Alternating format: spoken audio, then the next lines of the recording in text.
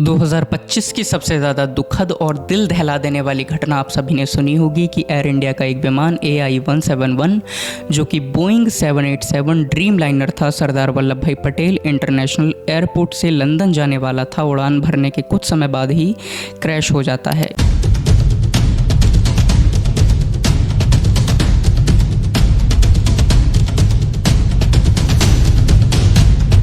इसमें 242 लोग मौजूद थे, जिसमें 230 यात्री, 10 क्रू मेंबर्स और 2 पायलट थे।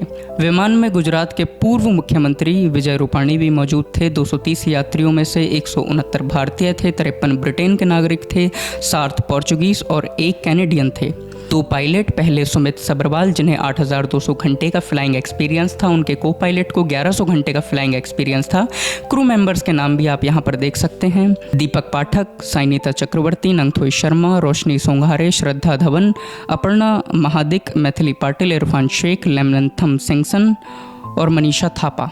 ये विमान 12 जून दोपहर 1:39 पर उड़ान भरता है और उड़ान भरने के कुछ समय बाद ही क्रैश हो जाता है और बीजे मेडिकल कॉलेज के हॉस्टल से टकरा जाता है। इस घटना पर शोक जताने के लिए एयर इंडिया ने अपनी प्रोफाइल को ब्लैक कर दिया है। जितने भी लोगों की इस विमान में मौत हुई है उनके परिवार को 1 करोड़ मुआवजा देने का भी वादा किया है। एयर इंडिया ने एक पैसेंजर हॉटलाइन नंबर भी जारी किया है, 180056914444।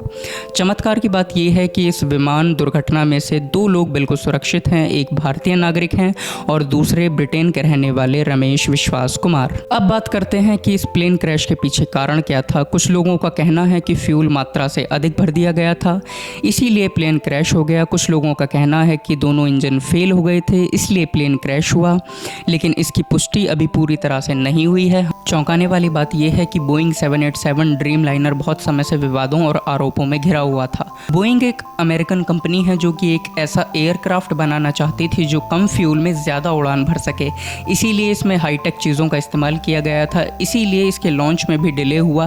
फाइनली 2011 के आखिर में इसने अपनी पहली कमर्शियल उड़ान भरी और इसके बाद से इसे दुनिया भर में अपनाया जाने लगा। इसके बाद से ही विवादों और आरोपों का सिलसिला भी शुरू हुआ। जॉन बार्नेट जो कि बोइंग में 30 सालों से काम कर रहे थे, साउथ कैरोलिना में नॉर्थ चार्ल्सटन प्लांट में क्वालिटी मैनेजर के पद पर थे। क्वालिटी मैनेजर का काम होता है कि एयरक्राफ्ट की क्वालिटी को मेंटेन रखना, लेकिन जॉन बार्नेट ने 2019 में बीबीसी को बताया कि इस एयरक्राफ्ट के प्रोडक्शन में देरी ना हो, इसीलिए इसमें ख़राब क्वालिटी के पार्ट्स का इस्तेमाल किया गया है। उन्होंने ये भी बताया कि इसका 25% इमरजेंसी ऑक्सीजन सिस्टम काम ही नहीं करता।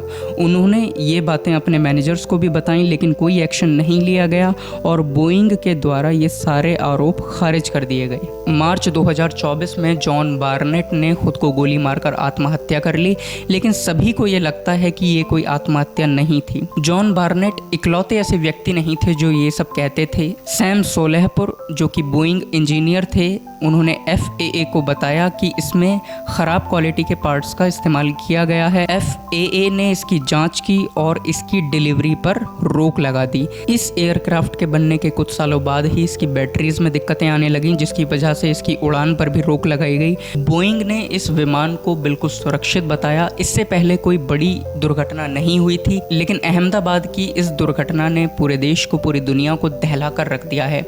हमारी संवेदनाएं और प्रार्थनाएं मृतकों के परिवार के साथ हैं। हम ईश्वर से प्रार्थना कर सकते हैं कि उन सभी की आत्मा को शांति मिले। आपकी इस पर क्या राय है, कमेंट बॉक्स में ज़रूर बताएं।